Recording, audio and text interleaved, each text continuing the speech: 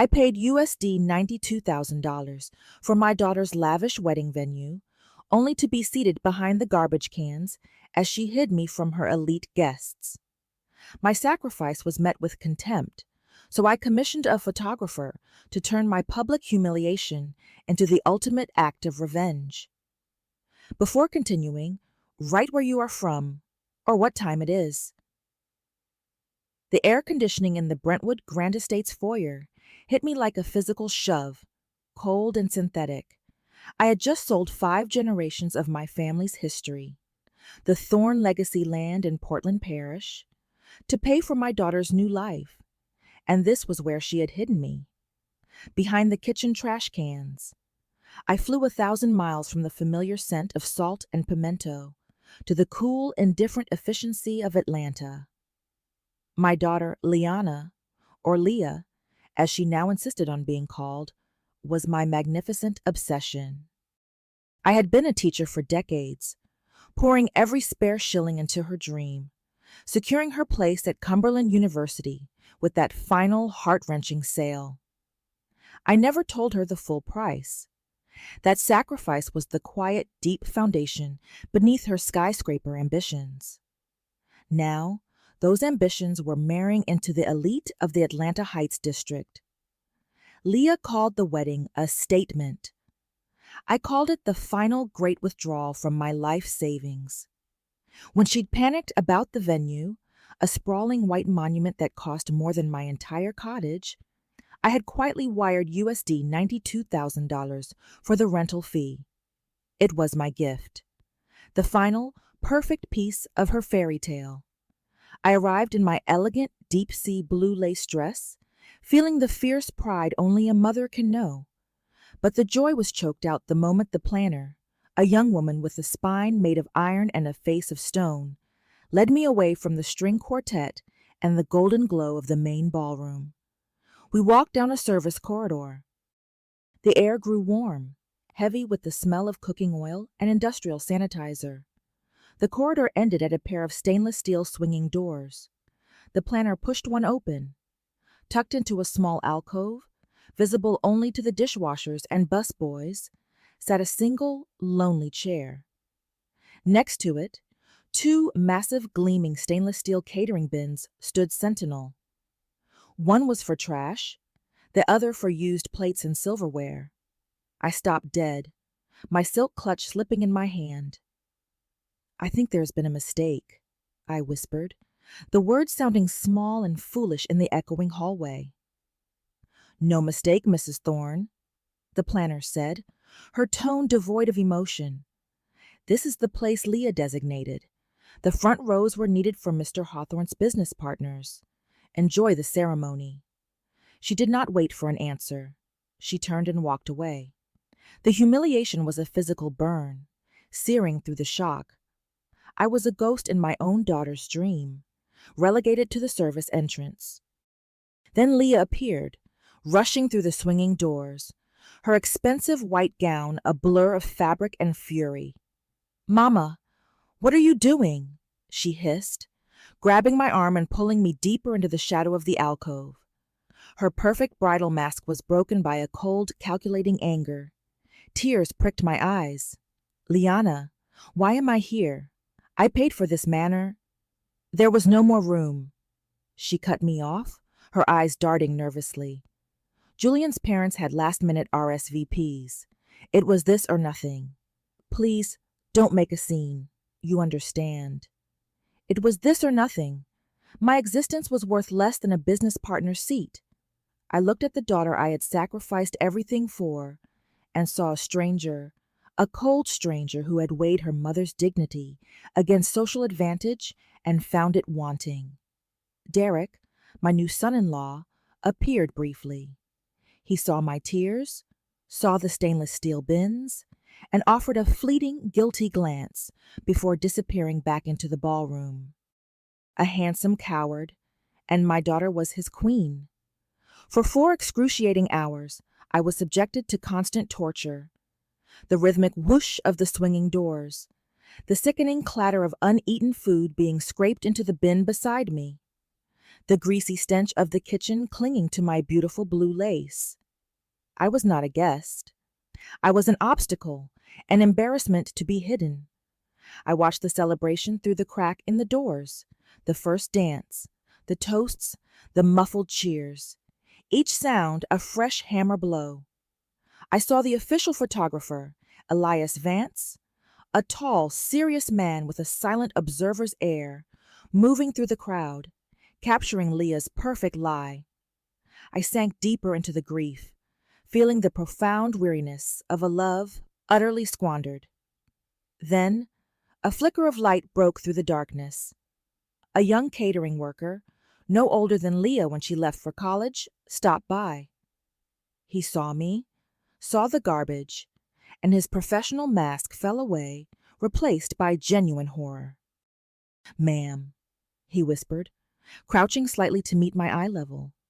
"I am so sorry. No one should be sitting here." He offered me a cup of water, his small act of kindness a devastating contrast to my own flesh and blood. In that moment, the grief hardened into something cold and clear: anger. Righteous, diamond-hard fury. They hadn't just forgotten me. They had deliberately disrespected me. They had called my identity, my Jamaican roots, my quiet dignity, an embarrassment. A thought bloomed, clear and powerful.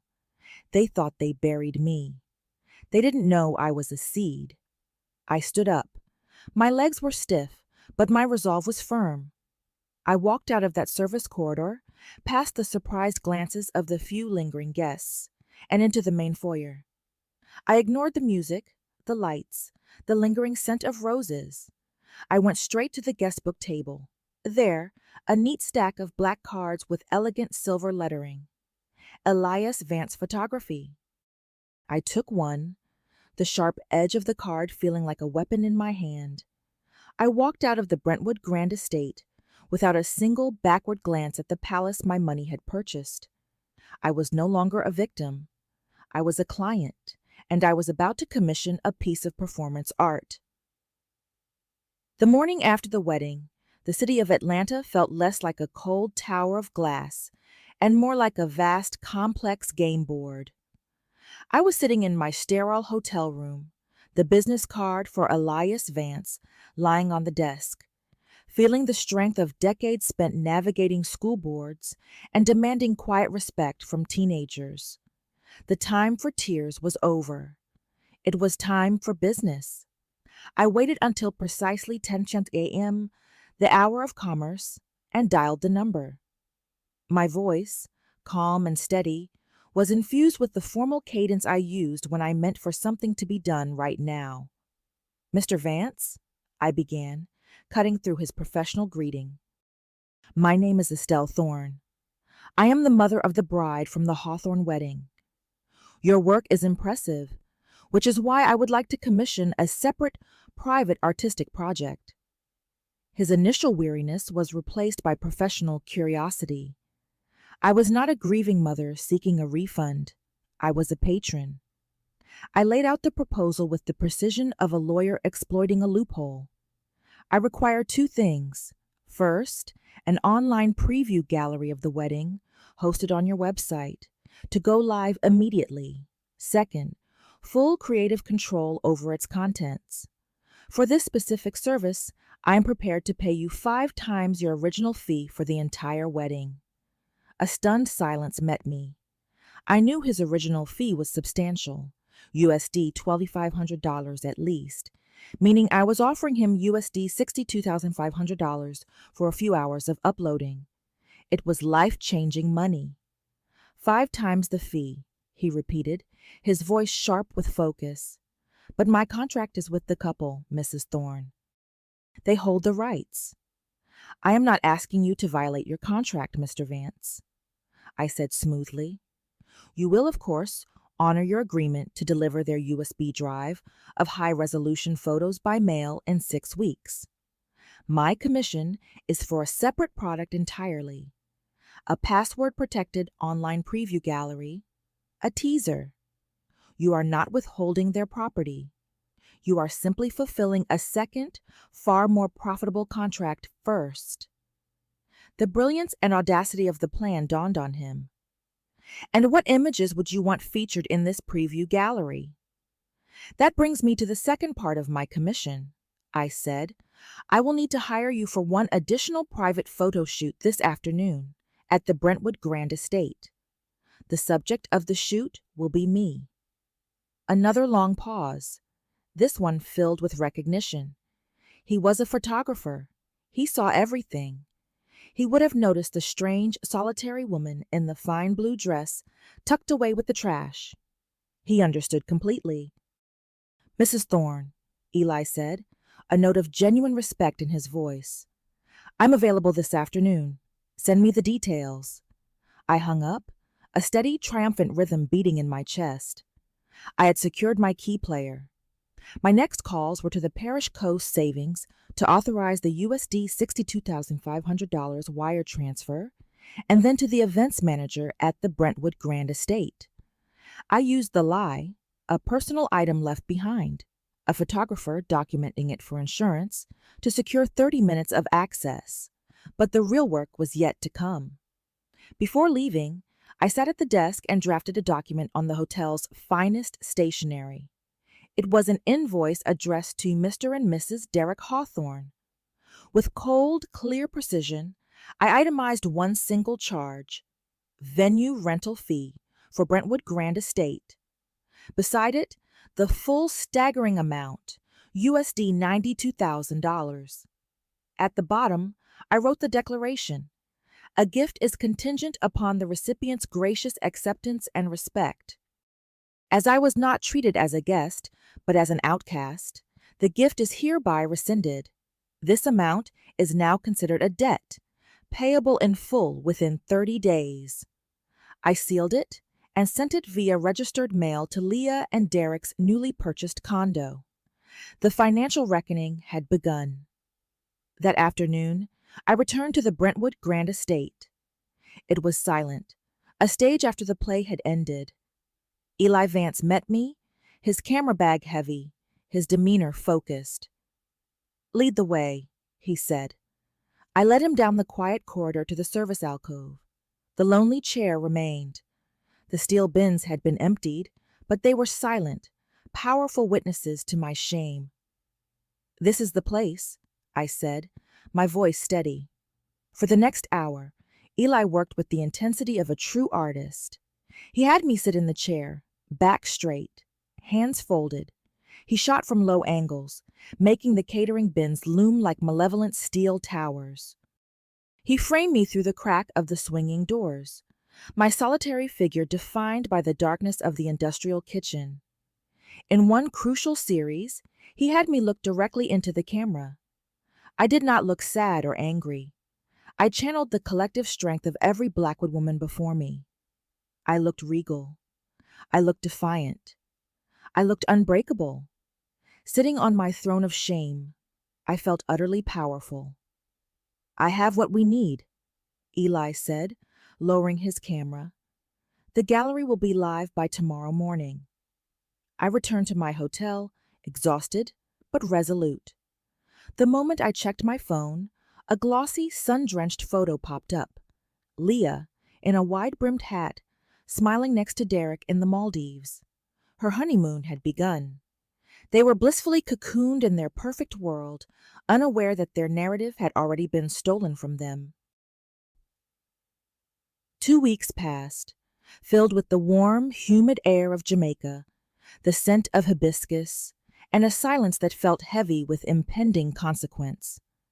I had returned home, monitoring the situation from my quiet cottage. I was patiently waiting for the fuse I had lit, the online photo gallery, to find its target. Leah and Derek were still in the Maldives, posting daily updates of their luxury honeymoon. They were painting their perfect story in broad, confident strokes across social media. I imagined the registered mail invoice sitting unnoticed on their Atlanta doorstep, waiting to detonate. The email arrived on a Tuesday morning. Subject line: Gallery is live. It contained a simple password-protected link from Eli Vance. The frantic, hysterical phone call from Leah came that evening, cutting through the serene sound of the cicadas outside my window. The sound was so raw, so distorted by distance and pure rage, that I barely recognized her voice. "Mama!" she shrieked. "What did you do? What did you do?" I held the phone slightly away from my ear, a small, serene smile touching my lips. "Liana, darling, what are you talking about?" "The photos! The wedding photos! Eli, sent the link to the preview gallery. We sent it to everyone. To Derek's parents, to all our friends." Her voice broke on a sob of unadulterated horror. "It's just you. It's hundreds of pictures of you sitting by the garbage cans. We're ruined. You've humiliated us." I let her words hang in the still, warm air. "Humiliated you?" I replied, my voice cool and clear. "My dear, I simply commissioned a piece of performance art, a reflection on the choices that were made on your wedding day. I thought it was important to have a permanent record." "But why?" she stammered, her anger collapsing into a pathetic, desperate confusion. "They're horrible. They make us look like monsters." "Do they, Liana? Or do they simply show the truth?" I asked quietly. "You bought a beautiful stage and then wrote me out of the script. So I decided to write my own. A story about a mother who paid USD $92,000 for a party and was seated with the refuse. It seems to be a very compelling story. I imagine your friends find it quite memorable." I could hear Derek shouting in the background, his voice a furious, impotent roar. Leah was sobbing raggedly. "You have to take it down. Call him. Take it down now. And what is this letter? This bill? You can't be serious."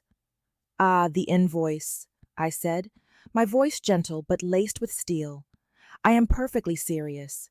A gift requires gratitude. There was no gratitude, so there is no gift, only a debt. That gallery is my art. The bill is my business."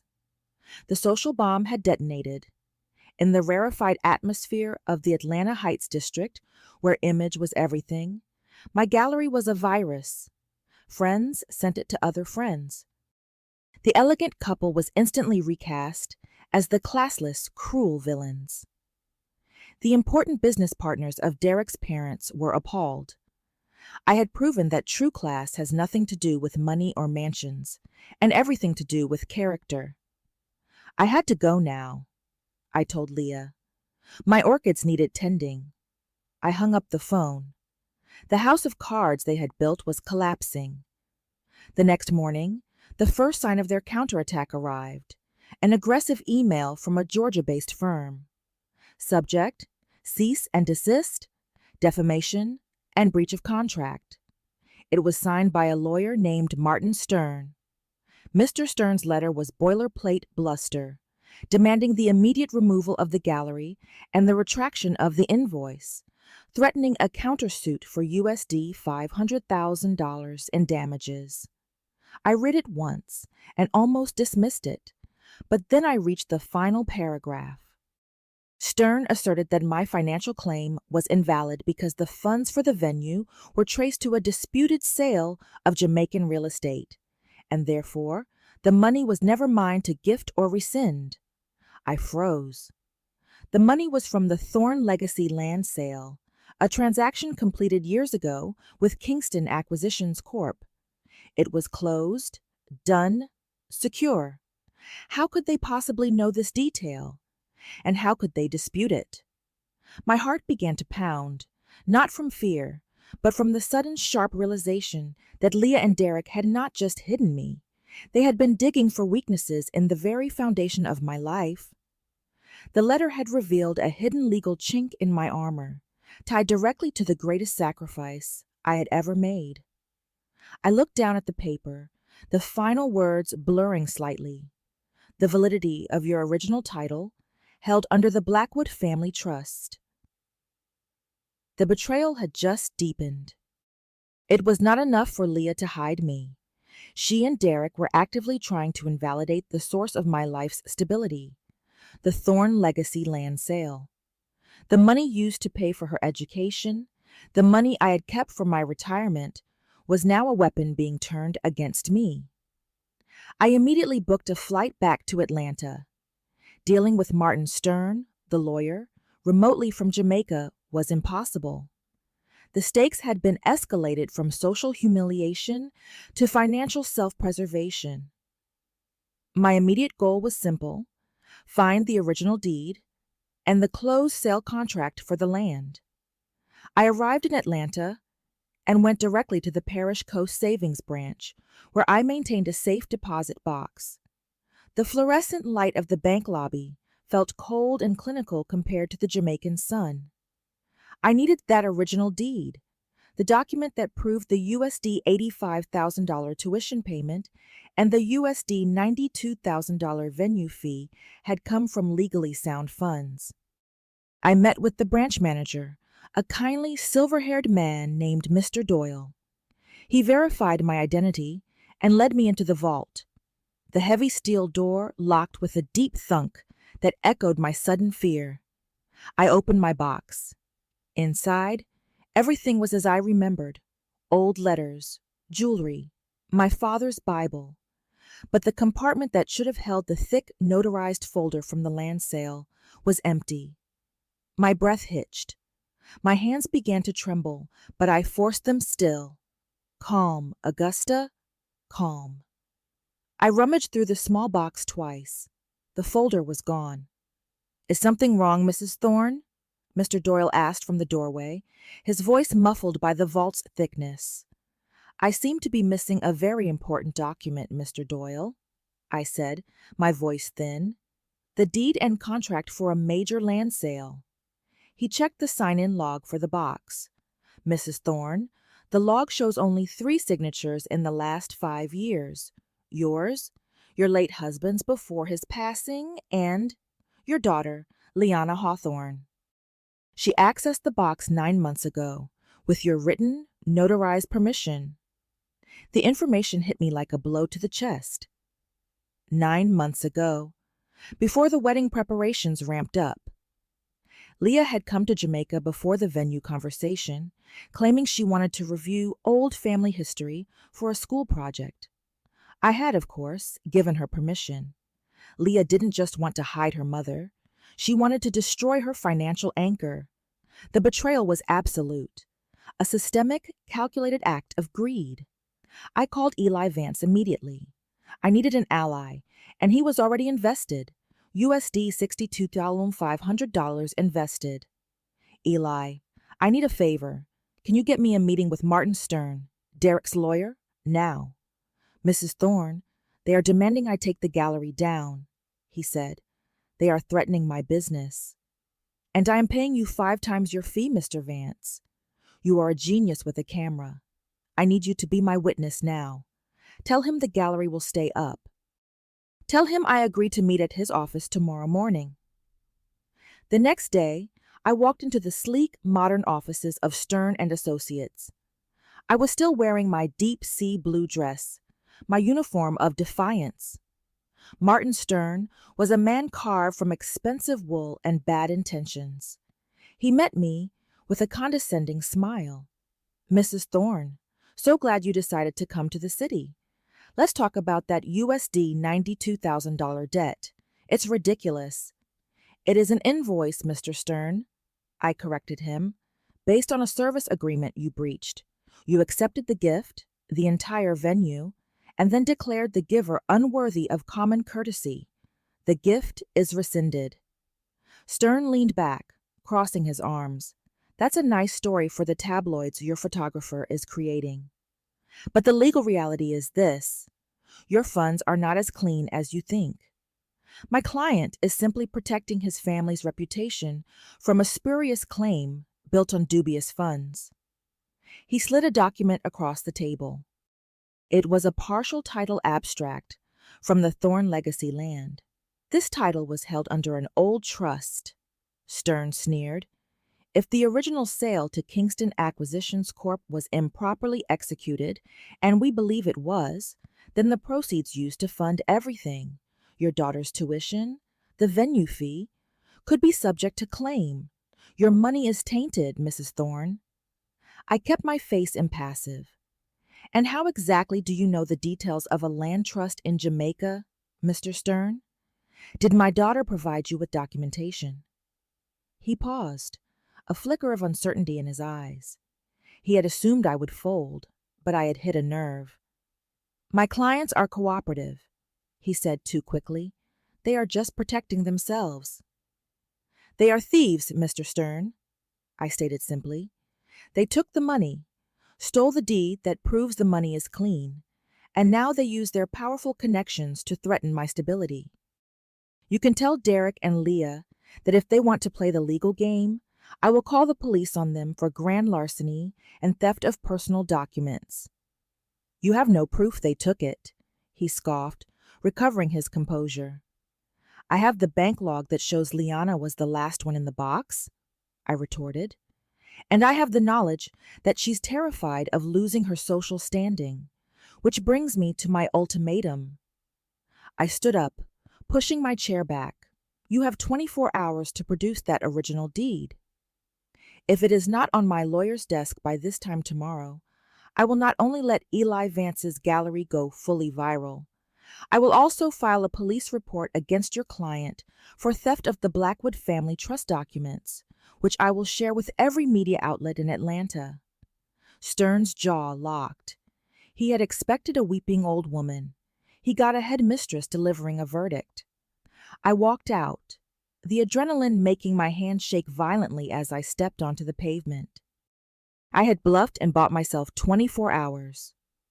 Now I had to make good on the threat. I needed a lawyer, a good one, and I needed to prove Leah was behind the missing deed. The first step was to find Leah, who had been hiding at her new condo. I hailed a cab. I had to face the thief and make her crack. I knew exactly where Leah and Derek were, their newly purchased expensive condo in Midtown. They had been trying to maintain their honeymoon illusion, but the social media comments under their perfect photos were now a toxic wasteland, filled with references to mother of the bride and kitchen trash.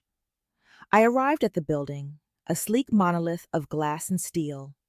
I ignored the concierge who tried to intercept me and took the elevator straight up. I felt the pressure mounting. The 24-hour clock was ticking, and Martin Stern was not a man who enjoyed ultimatums. I found their unit and knocked, hard, until Leah pulled the door open. Her face was haggard beneath a heavy layer of makeup. She wore an expensive silk robe, but the effect was ruined by the raw fear in her eyes. "Mama, what are you doing here? You can't just—" "I need the deed, Liana," I stated, walking past her and into the pristine, soulless living room. "The original land deed from the Thorne legacy land, the one you stole from my safety deposit box 9 months ago." "I don't know what you're talking about." She lied immediately, her hands gripping the silk lapel of her robe.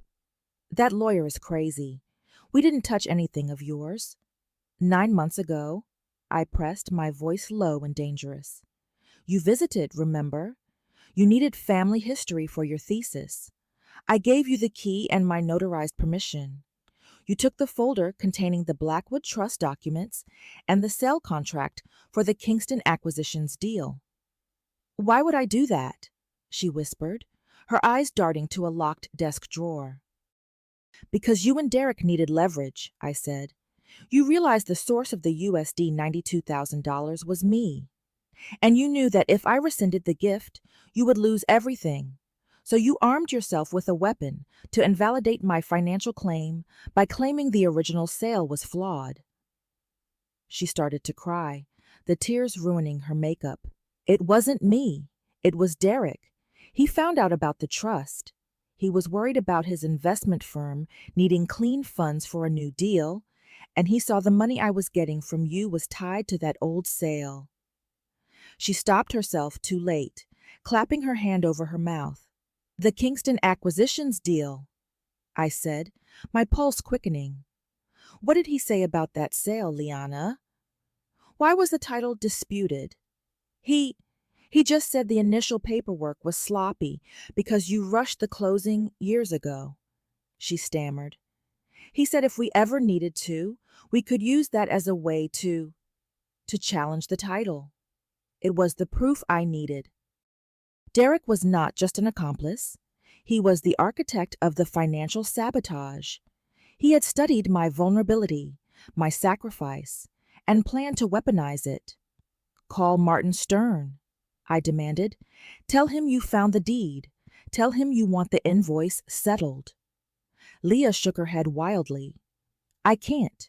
Derek is handling it. He's going to make this all go away. He said the photos are just noise. The legal challenge is the only thing that matters. Then I will make more noise, I vowed. I pulled out my phone and contacted Eli. Eli, I need the gallery password removed and the public link posted everywhere. I want a statement drafted, a timeline of the USD $92,000 gift, the theft of the deed, and the threat by Derek Hawthorne to invalidate my life savings. I want it tied to his investment firm's ethical standards. I want a public deadline, 5 p.m. today to return the deed, or the story goes to the major news outlets. It was a full-scale public launch.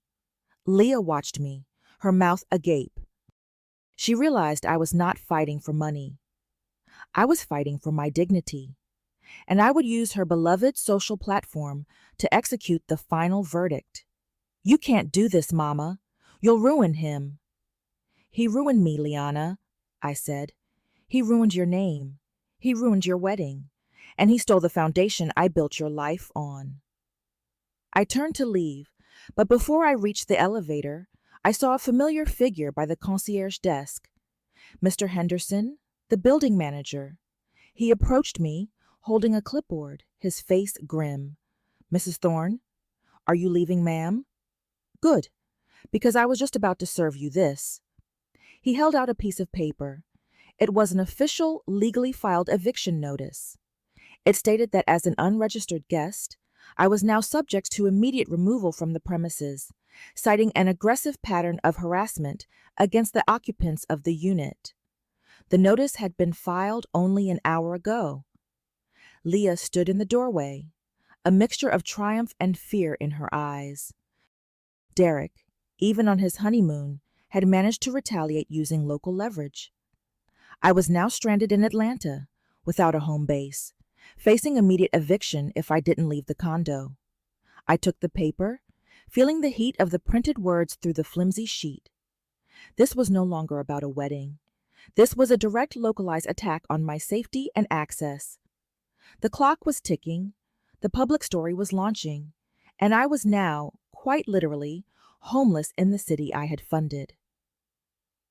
I stood on the pavement outside Leah's condo, clutching the eviction notice.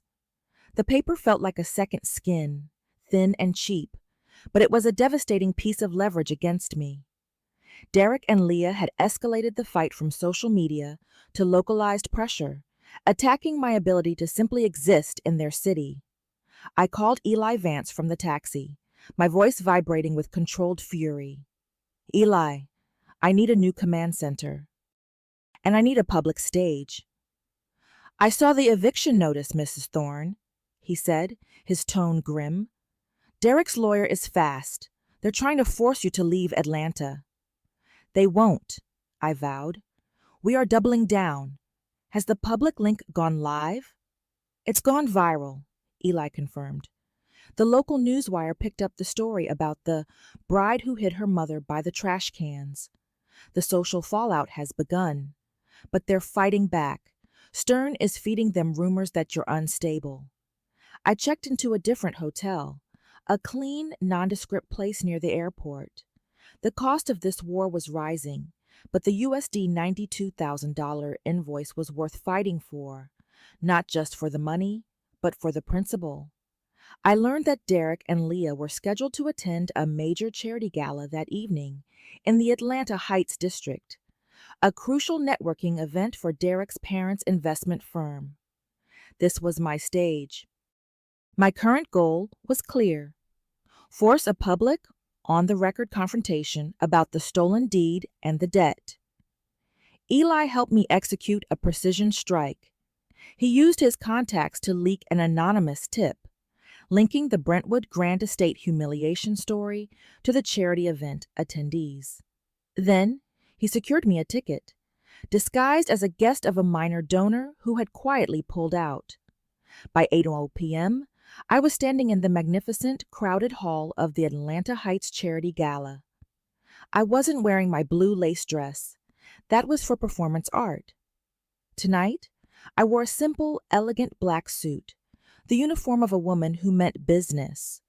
The room was a dizzying constellation of wealth. I found Leah and Derek surrounded by a protective circle of his family and colleagues. Leah looked brittle, her smile too wide, her eyes constantly scanning the room for judgment. Derek, however, looked dangerous. The pressure had turned his handsome indifference into aggressive paranoia. I walked straight toward them. The crowd parted around me, the whispers dying into an expectant silence. "Liana, Derek," I greeted them, my voice cutting through the soft orchestral music. Derek's jaw tightened. "Mama Thorne, you shouldn't be here. You received the legal notices. You are harassing us." This was the confrontation I needed, short, sharp, and witnessed. "I am here to collect my debt," I said, holding his gaze. "The USD $92,000 that paid for your venue, which is now due. And I am here to ask for the return of the Thorne Legacy land deed that Liana stole from my safety deposit box." Leah stepped forward, tears welling instantly, ready for a display of victimhood. "You are lying. You are trying to destroy our lives. You are unstable, Mama. You sold that land years ago, and now you're inventing stories." "I am inventing nothing," I countered, keeping my voice calm and low, forcing the onlookers to lean in to hear. "The deed is gone. You were the last person to access my box. The sale of that land was valid, and the money funded my daughter's education and your beautiful wedding. The only thing that is unstable is the financial future of anyone who trusts your word." Derek leaned in, his voice a low, furious hiss. "You want to play this game? Fine. That money was already dirty, Mama. That land sale with Kingston Acquisitions was a mess. You rushed the closing. We're going to prove that money wasn't even yours to gift in the first place. And then you will pay us for the reputation damage." He wasn't bluffing about the land. He was fully committed to attacking the source of the funds. This was a critical threat. If the original land sale was invalidated, the debt was moot, and I could lose everything I had left. "You can't hide behind your parents' money forever, Derek," I finished. "You are a thief, and I will expose you." I turned and walked away. I had secured the exchange. The whispers exploded in my wake. I knew that confrontation had cost Derek significant social capital, but his retaliation was swift and calculated. The next morning, a headline hit the local gossip site. "Elderly woman accused of extortion after bizarre gala scene." The article quoted anonymous sources, Derek's lawyer, Stern, claiming I was suffering from delusions related to the land sale and was attempting to extort USD $500,000 in a desperate act of revenge. The social shaming had turned into public reputational damage. My dignity was being challenged by a powerful lie, and I had to fight it immediately. Derek's accusation of extortion was an effective blow, leveraging the public's latent prejudice against an old woman claiming large sums of money. The social narrative was starting to invert. I was no longer the dignified victim, but the unstable aggressor. My immediate goal was twofold: fight the reputational lie and settle the truth about the Thorne Legacy land before they could weaponize it. I contacted Eli Vance. "We need to hit back with the facts," I said. "The invoice, the bank logs, the registered mail receipt. Get it to every reporter that ran Derek's smear piece. Make it clear I'm not asking for USD $500,000. I'm asking for the exact amount of the venue fee, USD $92,000. Eli, motivated by the ethical violation and the substantial fee I had paid him, worked fast. The counter-narrative, backed by financial documentation, began to chip away at Derek's lie. But the real crisis deepened when I received a call from an old acquaintance in Jamaica. They had heard rumors that the developer who purchased the land from me years ago, Kingston Acquisitions Corp., was in the process of being acquired by a major, ruthless international holding company. This was the core weakness Derek had been exploiting. If the title transfer to Kingston Acquisitions was indeed sloppy and the deed was missing, the new, larger holding company could invalidate the original sale to clear the title before their acquisition closed. This wouldn't just make my USD $92,000 debt claim moot, it would jeopardize the entire sum I received years ago for the land, the remainder of my retirement savings. The price of Leah's ambition had just doubled. My core financial security was now at risk. I secured an urgent private meeting with Derek at his investment firm, a sterile, glass-walled office that overlooked the glittering city. I requested the meeting through Martin Stern, stating that I was ready to discuss a truce based on shared risk. Derek met me alone, looking arrogant and exhausted. "You've cost me clients, Mama Thorne," he hissed, standing by the panoramic window. "My father is furious. That social media trash has to stop. It stops when you return the deed and pay the USD $92,000, I said, my voice steady. "But I'm not here about the invoice now. I'm here about the land, the Kingston Acquisitions deal. You know the international firm is acquiring them, don't you?" He flinched, a small telltale sign of exposure. "You knew the closing was rushed because I needed the USD $85,000 for Leah's tuition years ago," I continued, "and you knew that without the original deed, the new buyers could find a flaw, invalidate the sale, and come after the full amount I was paid." "It's just speculation," he scoffed, but his conviction was gone. "A standard due diligence issue. You signed the papers." "You are threatening my retirement savings to cover up your wife's embarrassment," I said, standing up. "This is not about money, Derek. This is about ethical liability. Your firm is built on managing risk. How will it look when I tell the international holding company that your key employee, Derek Hawthorne, stole a deed and created a title flaw in an act of petty family revenge, potentially risking their multi-million-dollar acquisition?" The threat hit him where it hurt, his career and his father's reputation. "They will think you are crazy," he whispered.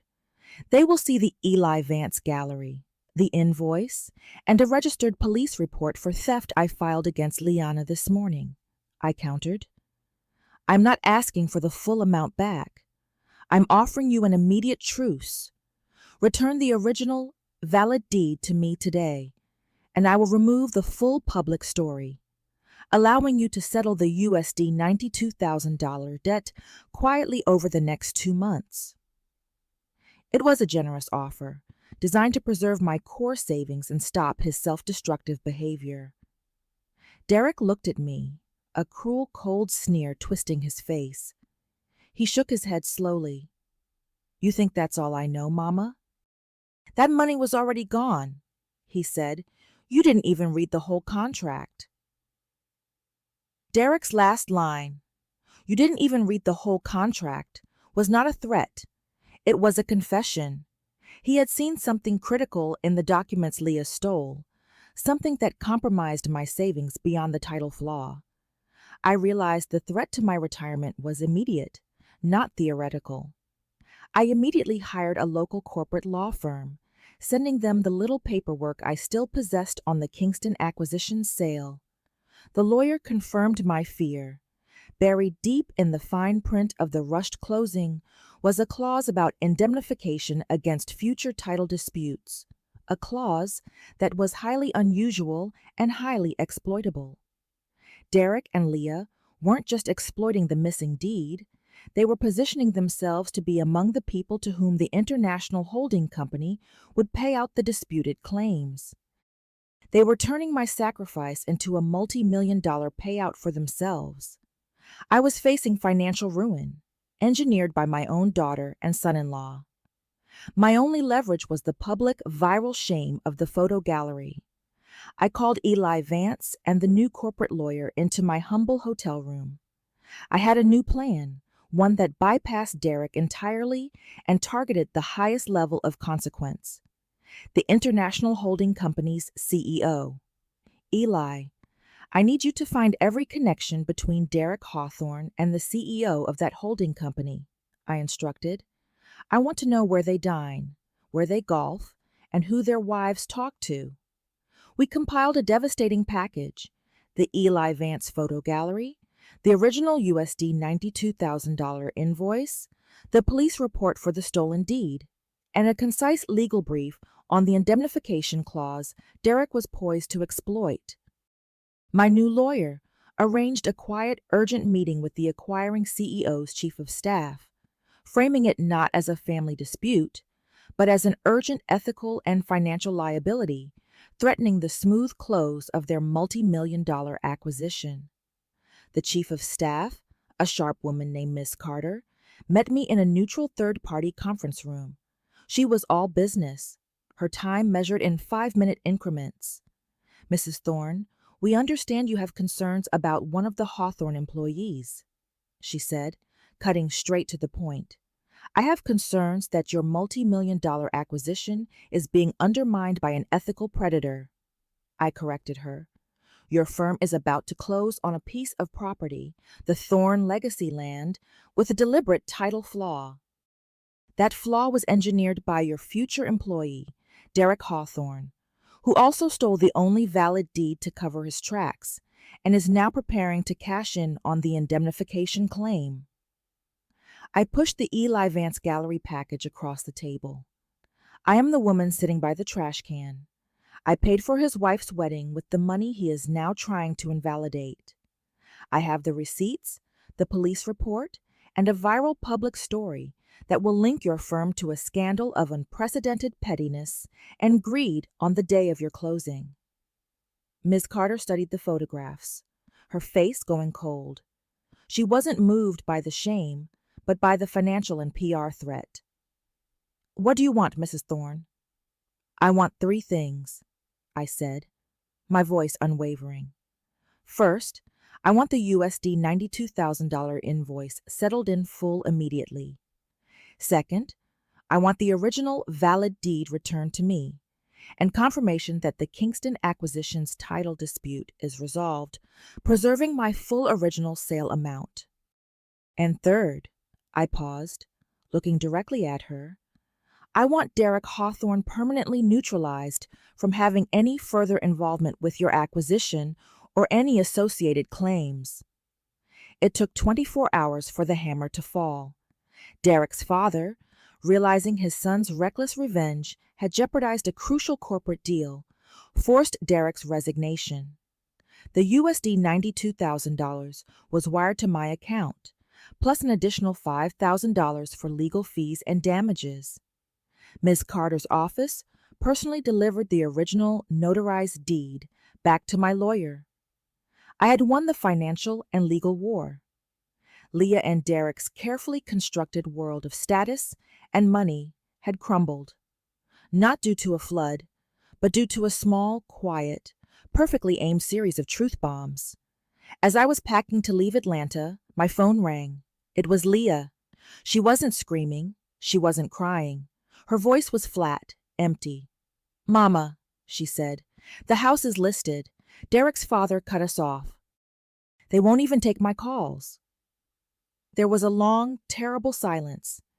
Then she asked, her voice barely a whisper, Do you still have the ring? Leah's question, Do you still have the ring? Was the final confirmation. Not the diamond wedding band, but the simple gold ring I wore every day. the symbol of the foundation I thought we shared. It was the only thing she had left to cling to, a desperate, pathetic reach for the mother she had tried to erase. I told her simply, "I have my peace, Liana. You threw yours away." Then I hung up the phone. My silence was my final, most powerful statement. The collapse of the Hawthorne Empire was complete. The public disgrace, combined with the crushing debt I had enforced, forced them to sell their expensive condo, and their Atlanta dream was in ashes. They fought, their arguments echoing through the grand, empty rooms, their voices sharp with blame and recrimination. They divorced shortly after selling the big house in the Atlanta Heights district. I did not care if they stayed together. They were ghosts from a different life, a different story. I returned to my quiet life in Port Antonio, to the rich red soil and the profound, unbreakable peace that settled over the blue mountains at dusk. The sea breeze still rustled the palms. My life returned to its peaceful, steady rhythm. But something within me had been reforged. I was no longer just a mother who sacrificed everything. I was Estelle Thorne, a woman who had reclaimed her own narrative. One afternoon, a package arrived from Atlanta. It was a large, flat box. Inside, nestled in layers of tissue paper, was a single, exquisitely framed print. It was my favorite image from the series Eli Vance had taken. It was a close-up of my face as I sat on my throne of exile. My expression was not one of sadness or anger. It was an expression of profound, unshakable peace, of regal defiance, of a woman who knew her own worth, even when the world tried to tell her she had none. Eli had included a small handwritten note, "For your new study in contentment." The world needed to see this truth. I hung the photograph in the main room of my cottage, directly across from the front door. It was the first thing anyone saw when they entered my home. It was not a monument to my shame. It was a testament to my victory. It was a declaration that my dignity was not something that could be given or taken away by others. It was inherent. It was mine. My legacy is not in the success of a daughter who scorned me, but in the quiet strength I found in my darkest hour. I faced the ultimate disrespect and answered not with rage, but with intelligence, grace, and the devastating power of a perfectly executed plan. I had proven that true class has nothing to do with money or mansions, and everything to do with character.